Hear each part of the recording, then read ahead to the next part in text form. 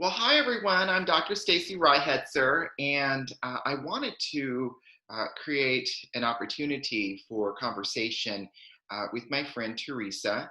She's recently posted some great stuff on her personal Facebook page about her experiences as a mother, and because she's also a therapist, what occurred to me was how very useful her perspective might be for a lot of people in not only understanding what she as a Black mother has experienced, but also really what do therapists need to understand for working with people who have experienced traumatic grief from race and racism. So Theresa, where are you doing therapy these days? Hi, and thank you for having me. Yeah, I am at the Timothy Center, which is located in Austin, Texas. And so that's where I provide services. Okay, great. That's awesome. So let's go ahead and just jump on in if we could. Does that sound good Yeah, to for you? sure. Okay, Yeah. we're going to go on in then. so, one of the things that I've heard a lot of parents talk about, particularly mothers. It's the Black talk that parents have to have with their children. So I wonder, uh, what exactly is the Black talk that parents have, particularly with their sons? Mhm. Yeah, and like you said, the Black talk, I mean, we have it with all of our children, whether they're our daughters or our sons, but it's most potent and important. Not that it's not important for both female and male, but we feel like it could be a saving grace for our sons that could one day save their lives. And so it's this talk where we feel like we have to have with our sons that, like I said, could potentially save their lives. And it starts at, a young age where we're teaching our sons to behave a certain way. They can't cognitively behave in the same manner as their white peers because those punishments are always harsher. And we're talking about in school systems. Mm. We're talking about in situations where police have been called to arrest, elementary school age kids. We have talks where we tell our kids, our sons, they can't wear hoodies because they may be saw as a threat. Um, Me personally, I have always I'm ironing my 5-year old's uniforms to wear to school with Mhm. creases because I need him to be seen. I need him to stand out. I don't need assumptions made about him. Um, and when I say assumptions, I mean assumptions about me and his dad, or the type of life we live, whether it be the assumptions of low income, or his parents aren't around, or his father isn't around. And so I've constantly had to always have my kids walk in the room and teach them that that first impression matters. Shirt tucked in, belt, crease clothes, and like walking in with this standard, like from day one. I'm talking pre-kindergarten all the way through. And then when my son started high school, he wanted to wear basketball shorts and a t-shirt. To me, that put him in a profile situation, which was scary for me. Mm. Um, but then it's that struggle with my son too. It's the white girl talk. Make sure that, if you're dating a white girl, let's know a little bit about her family because her father may not like it. This could be an issue. This could cost you your life. Um, be careful, keep your hands to yourself, even in a joking manner, because it can be seen as sexual harassment. Keep your hands to yourself when you go to the store. We're not joking around. We're not laughing. When he's driving, continuous talks about if you're pulled over, this is how you act. Keep your hands on the wheel. Don't ask questions. Even with teachers, I remember having conversations with my son. I don't care how they disrespect you or what you say. Keep your composure. I'll go up and I'll handle it. So and he didn't have a whole lot because I had that talk, but there were instances where I had to show up at the school. And I would say to him, once you take up for yourself and they consider it a disrespect, it makes it harder for me. So what I need you to do is just kind of take it and let me handle it. Mm. And so what did that teach my son? He couldn't take up for himself. um it's the battle of, even when he started working and being fearful of him not just driving in the middle of the day, but now I have a teenager driving at night. And we know teenagers make weird traffic, um, decisions that are not necessarily the best, or him just wanting to hang out with his friends and me having to have a strict curfew because I can't sleep at night till he gets in.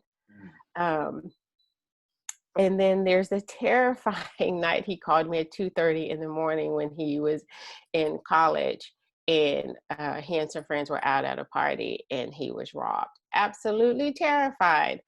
Um, but it's just, those constant conversations of I can never just sit down and have a conversation with my son without trying to say, is there something I missed? Is there something I need to tell him?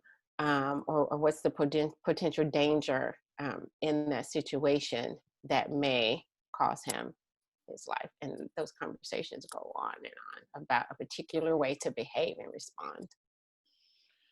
You know, as I'm listening to this, I'm thinking that, you know, you're dealing with, of course, just so many parts of this story that are just what it is to raise a boy. And when you talk about just the adolescent stuff, I mean, we're both therapists. We know adolescent brains are still developing. Right. They're, Right. they're in this big body, but they're still they're not yet adults. Mhm. They're not yet uh, fully grown, and that's in a male's brain is still developing until around age 24, I believe, is what we know. So you've got, first of all of these things, but then you've got all of these added layers to it, and just the description of raising him when he's going through just these very normal childhood stages of wanting to wear basketball shorts and things like that, and wanting Mhm. to dress in a way that, and I think about how that's where there's a very significant departure from what I think most white parents experience with raising children, because the kid wants to wear a hoodie, wants to wear things like that. Right. That's not really off of limits for most white families, because there's no reason why it would be. There's nothing that's going to uh, create a stereotype for most white children in those instances. And Right. you're talking about just so much that you're having to think about and really forecast and plan for. And the question that brings to me is, um, or I guess maybe really the thought is that that's a lifetime of worry Mhm. that you as a mother just carry, and I'm suspect will continue to carry to your grave. Right. I hope that was it. I said, almost said to his grave, but which is of course, a reality for many Black mothers, and that's why we're having this conversation today. Right. Absolutely. um it's one of those things, where it's a constant worry. Even as an adult, he's 25 now, and of course that worry has kind of increased, right? Because I don't have any control. But then if I keep talking about it or keep having these suggestions, or because right now there's suggestions right at 25, Mhm. it does come off as control. But really it's, protection. And, we as therapists, we talk about, what presents itself as anger. And so Mhm. when I do try to express this, it does come out sometimes as anger, but I'm not necessarily angry at my son. I'm fearful. I'm scared to death of that phone call. I'm scared to death of him saying the wrong thing or getting stopped by that one particular cop that, does not have good intentions. Um, yeah, and it's exhausting. Yeah, I hear the exhaustion. And this has been 25 years of exhaustion. Mhm. Going back to the time when you were pleating his, his kindergarten uniforms, and Yes. and thinking about this stuff, just always two steps ahead, always having to be two steps ahead in order to ensure his survival. Mhm. Mhm. Yes. And then it's like, at what point do I just enjoy my son? Right, right. Those moments are far and few. Uh, um, but I love him, and my job is to protect him, Hmm. and like you said, until I die. And it's those tough conversations that I continue, to have. Yeah, and as you're talking about this, what I really noticed, Teresa, is just what a that there's just this lifetime of worry that goes on. It's a lot of stress. Of course, many Black mothers have a story of grief, a story of real trauma, and yet Black communities are underserved by mental health professionals. Hmm. And I'm curious, because you are a therapist. What barriers do you see for just the barriers to, I guess? Well, I'll just stop there. What barriers do you see for the Black community in seeking mental health professional services? I'm just enjoying, even in just doing a little bit of research and talking to some other Black therapists. Some of those barriers are, people of color want to see and counsel with people of color. And so we do know that, there's a small percentage of us, in the field, right? And people of color want to be able to talk to people that can kind of conceptualize their experience, right? I mean, because we are talking about generational trauma. We're Mm-hmm. talking about a generation of trauma that seems to get passed down, to our kids, either from personal experience or from experiences of others in our families. I mean, we can even go beyond just my son. I have a brother, I have a dad, I have uncles. Um, and so it's that generational trauma that tends to, just keep trickling down, and it's a pattern, right? And so those barriers are that um, people of color want to counsel with someone that can understand the experience and that can understand that generational trauma. Um, and then, people of color sometimes don't always trust, right? Because of the lack of experience and because of the things that we see going on in the media and in society around us. And so somehow we need to work to bridge that gap, right, to decrease that disparity gap in mental health, because we're dealing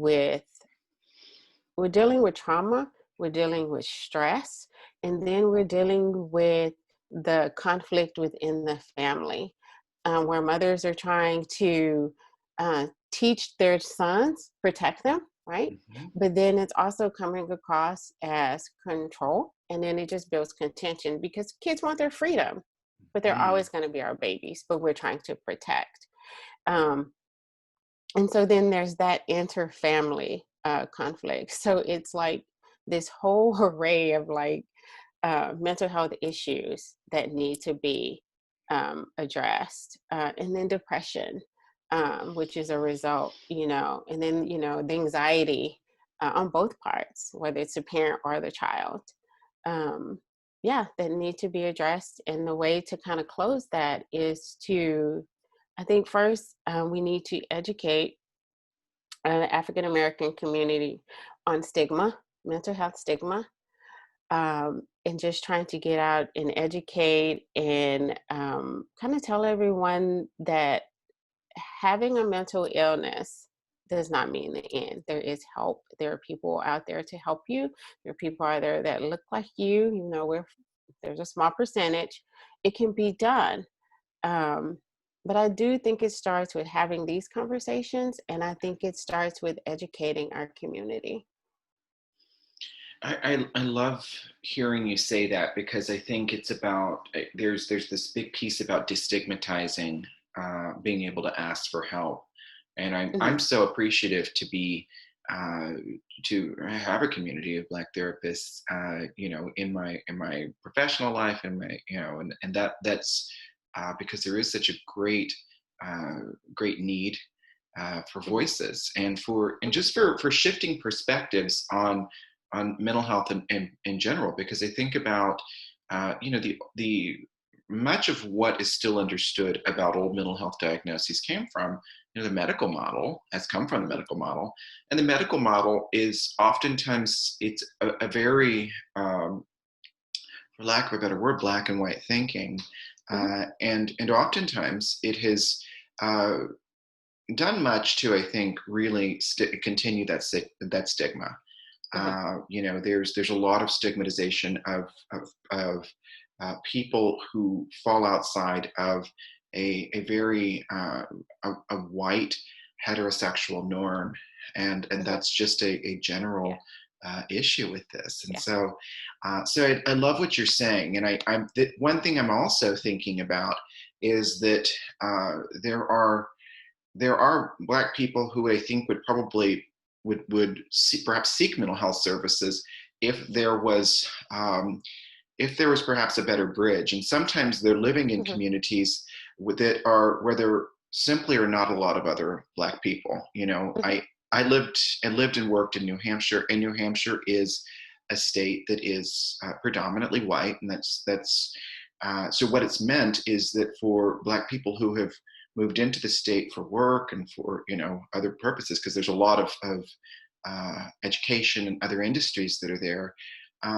They're either going to if go without, or they're going to have to seek out perhaps a non-Black therapist. So what I Hmm. want to know from your perspective is, what do non-Black therapists who might serve Black communities need to understand about race and racism, and this sort of uh, this real storyline of anxiety and traumatic grief, and this intergenerational trauma that you've described. What do therapists who are serving these communities but maybe don't come from Black, who aren't Black, what do they need to know? Um, First, I would say do the research, get the education, get that education from a non-white person.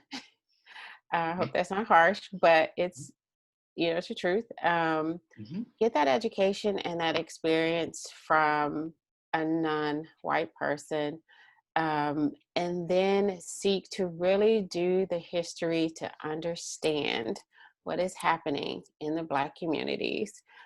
Seek to understand what that generational trauma is, um, and then really self-disclose to your client and tell them, I am here with you. I will meet you where you are, and I'm here to understand. I cannot tell you um, that I understand like firsthand and your experience, but I'm here to walk this journey with you. Um, and I think that just being upfront, aside from the education and seeking to understand, is just meeting your clients where they are. Because, like you said, there are instances where Black people will only be able to go see a white therapist, but it is that white therapist's responsibility to be educated on what that experience is, to be able to meet their client where they are, and also validate them, because it's their experience and they've lived it and they live it every day. I love what you're saying, because I think that really goes back to such uh, a hallowed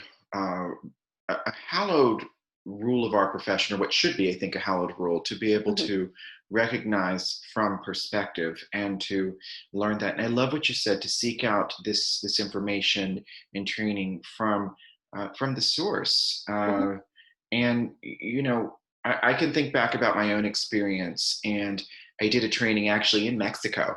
mhm, Uh, and I don't think that until I spent this time in in this immersive program and talking with people in the school system and talking with people in these different experiences, and learning learning Spanish too within the process, or advancing my Spanish, I should say.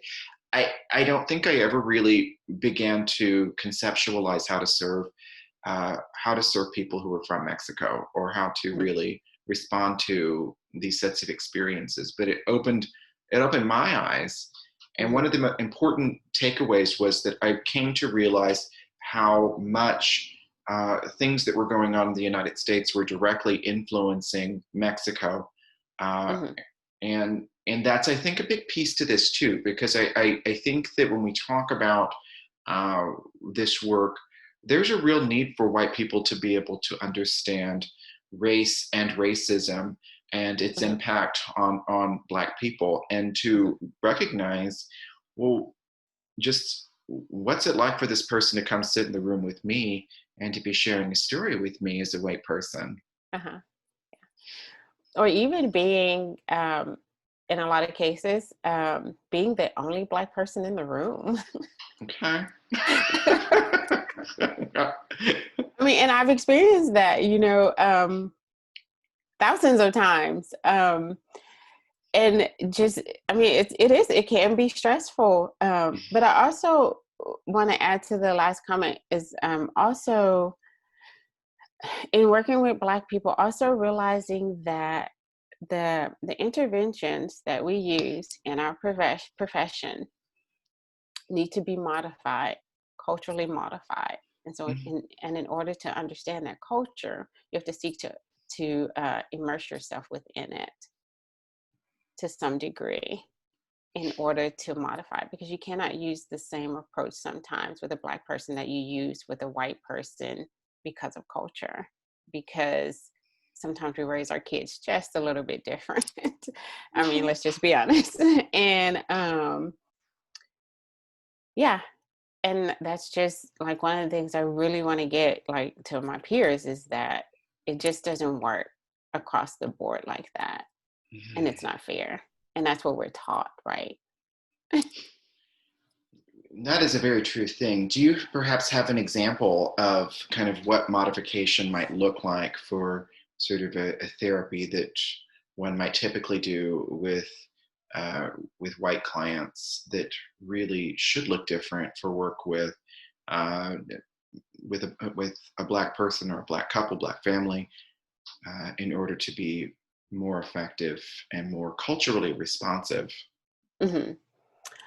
Um, I think the one that kind of just quickly comes to mind. I was working with a coworker, and we were talking about a DBT, Mm, and which is kind of when kind of like a negotiating skill, kind of negotiating kind of what you want in relationships or in certain situations. Well, I can tell you that negotiating in a Black family doesn't work. It's just not a thing, because what I say goes. mhm, And so that particular skill really is not even worth discussing, because my son can't come to me as an adolescent and I say be in at 10 o'clock. There's not a negotiation for that, because mm, I said be in at 10 o'clock. Or if I said no, you can't go to so and so's house, it's not a negotiation. mhm. And so, and that's old school. And that's just, and I don't want to speak for every Black parent across the board, but I will Mhm. say the majority, and from my experience. Um, so if I was in a therapy situation, I would just have to speak culturally and ask, well, how do you talk about things, in your family? If you needed to sit down to you and talk to your parents, what would that look like to you? So going Mhm. through those steps of negotiating, that's not an option for a Black kid. So what would Mhm. that look like for you? What is that conversation like for you? And then talk it out that way. But addressing it as a negotiation, no, doesn't work.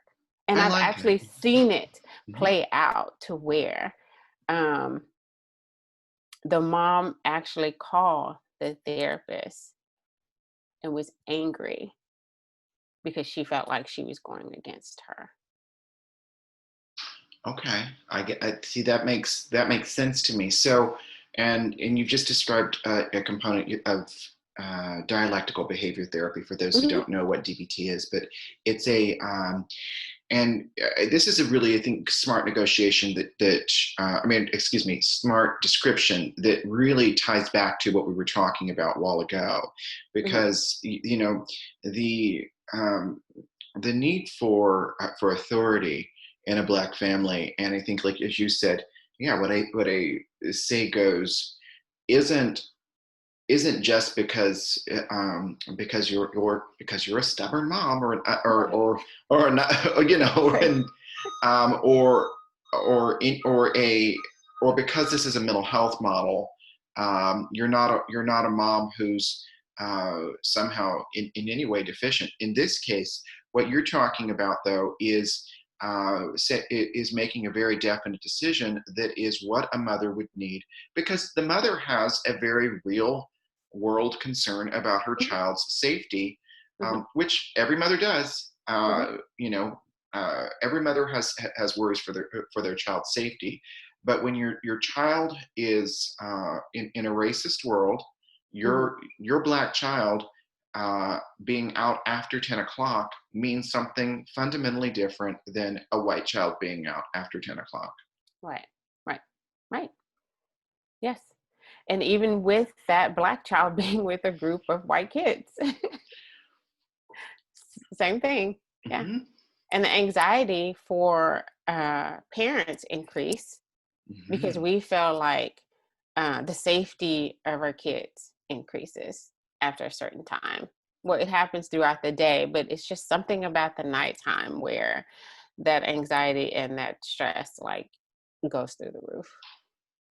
Sure, because that's nighttime is when bad things happen.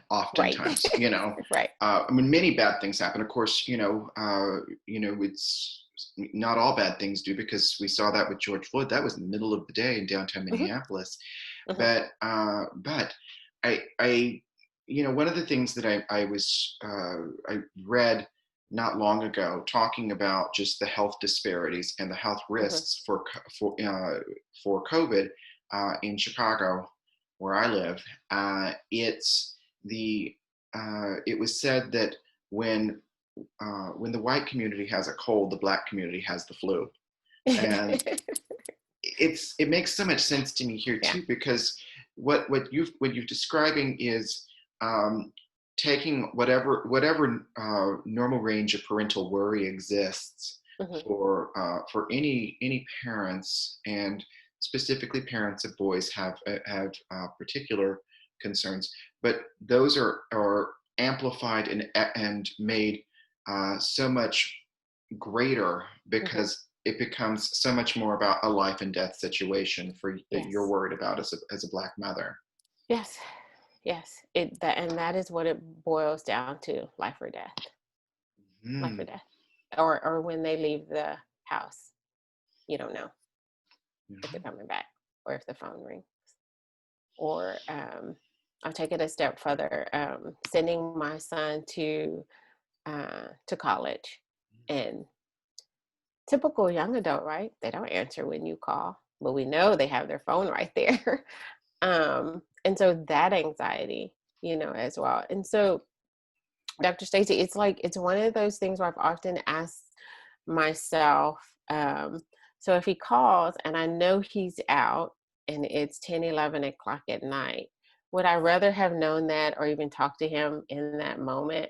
So it's that catch 22 of, do I want to know or not want to know, um, that he's out? I mean, he's a young adult. He has to live his life, right? Um, yeah, and I've often had to contemplate that. Did I want the return phone call? then, um, because now I know he's out. Now I've got to worry, right? He's never going to call me to tell me he's home safe, right? Mm-mm. Until I hear from him, from the next couple of days. Um, yeah.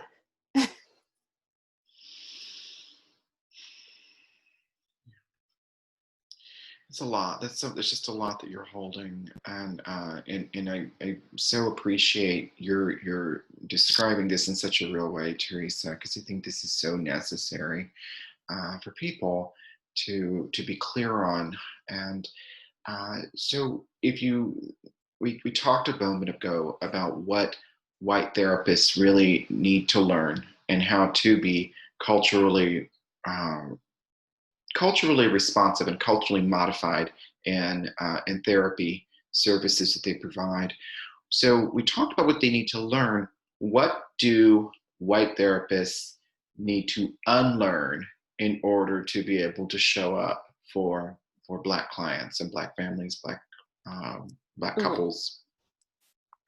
I think the first thing goes back to unlearn that, and I think we know this, but I think sometimes it's hard to practice, and that is unlearn that every therapeutic approach that we utilize does not apply to every culture first. Mhm. And then we need to unlearn um, our preconceived notions of what we think about certain cultures.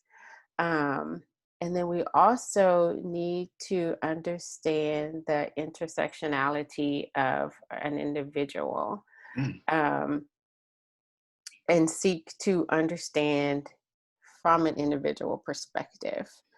Um, just because I am a Black mom of a son Mhm. doesn't mean the next mother, her anxiety is at the same level. Mine may be less than hers. I Mhm. don't live in the inner city, but then the next mother may. So we need to understand what that stress is. Mhm. Um, and then, be able to counsel from that perspective. And we say we listen as therapists, but do we really? Mm. Um, And so listening fully means removing ourselves, and it means tearing down any walls of anything that we think we've learned about a particular culture and hear it firsthand. Mm. I love that. I love that because it's about being responsive to the individual, Hmm. which makes sense. Recognizing that culture matters, of course, Hmm. but as you said, there could be there when you talk about intersectionality, there are many dimensions to each person, Hmm. and so your experience, as you said, may be different from an inner city mom. It could be different from a lesbian mother Hmm. who's raising her child. It could be different from a mother who comes from who's lives in a very rural community. Hmm. There's so many components to this, and there's of course geography is Yeah. an influence as well. So there are a lot of different Black peoples Hmm. just here in the United Yeah. States, Yeah. because African American people, African Caribbean people, people from Africa, people who are, Hmm. there are people from a lot of different Hmm. places, and being able to respond and say, I'm going to listen, and I'm not going to assume that this one model that I got great training in Hmm. is going to apply here. When oftentimes this is what's true, we know is that many therapies that have been developed were developed in very different situations. Sometimes Hmm. uh, you know, with you know, with white clientele in a different part of the country, sometimes a different part of the world. Yeah. Yeah. Yeah. Yes. Yes. And then also taking into account our biracial children who are kind of caught in the middle of all of this as well. Yeah, and that can Yeah, be tough. sure. Yeah.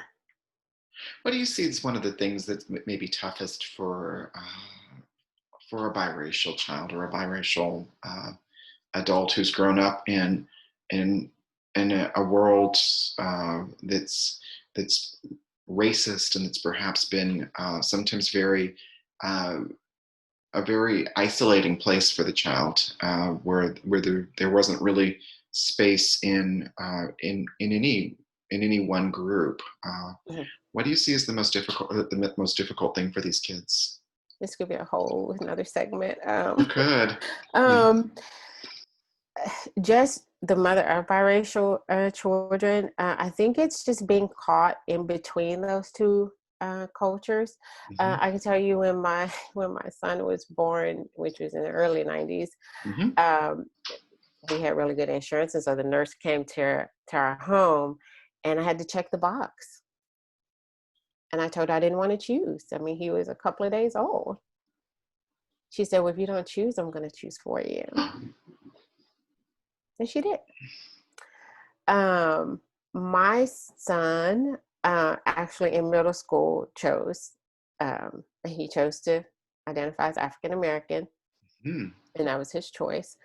The difference between my children is that my daughter is lighter than my son.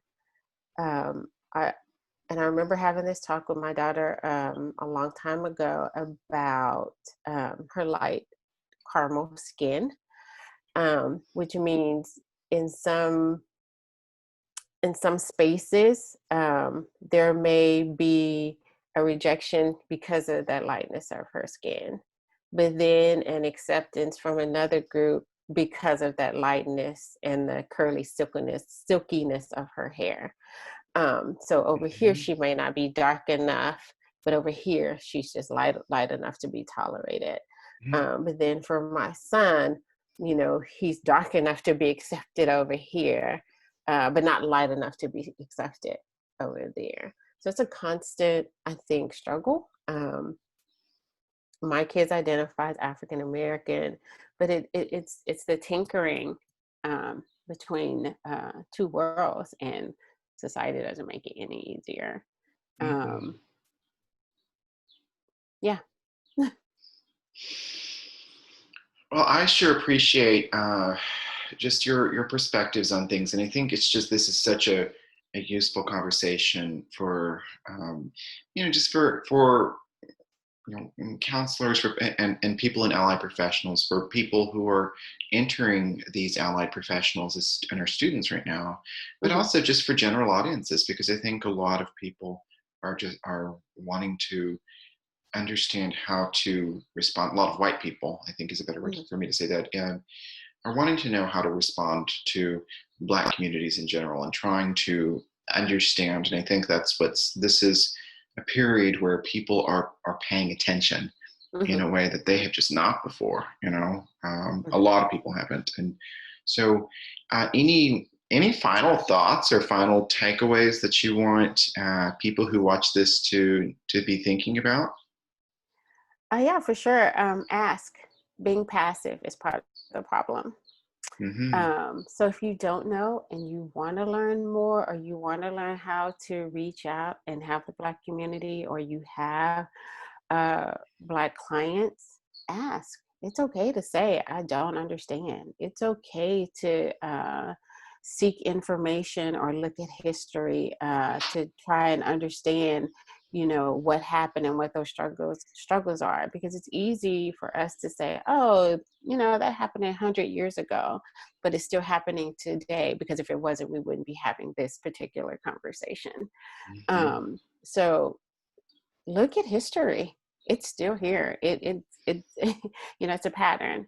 And so we Hmm. only break that pattern by asking the questions, looking within, so that we could work to be the change, and then we start to have these conversations, whether it's among our peers or whether it's with our clients, as we seek um, to offer better mental health services to our clients, and to also have better relationships with our peers that don't necessarily look like us. I think that's fantastic. I really like that statement a lot, and I think it makes so much sense resonates for me too, because this is the point where people need to be asking questions of how to better show up. Hmm. And that's what this is. I think that that's just a really good thing to do. Hmm. In whatever our relationship is, if I'm your friend, we want to know, how do I better show up for your life as your friend? Right. If I'm your Right. therapist, I certainly need to know that. If I'm, your teacher, if I'm, in any of these different relationships in which we exist, um, and so it's about being able to ask, Hmm. and that's just so fundamental. So I very much appreciate you and Oh, making thank time to visit you. with me. I have enjoyed it so much because, I mean, like I said, it's all about, just starting the conversations, those uncomfortable conversations. Hmm. That's it. That's it. And wow, this conversation felt good to me. So It did. It did. Thank you so much. I've so enjoyed it. me too. Me too. So thanks again. So for people in the Austin area who are seeking therapy, can you say again the name of the agency where you're doing therapy right Yes, I'm at the Timothy Center. It's in Austin, Texas, off of Jollyville Road. now? Yeah. Okay, Jollyville Road. Okay, I know where that is because I used to live in Austin. So, okay, well, great. Thank you again so much, my friend, and I hope that we can talk again soon. Oh, absolutely. Thank you. Take care. Okay, you too. And I'm gonna stop.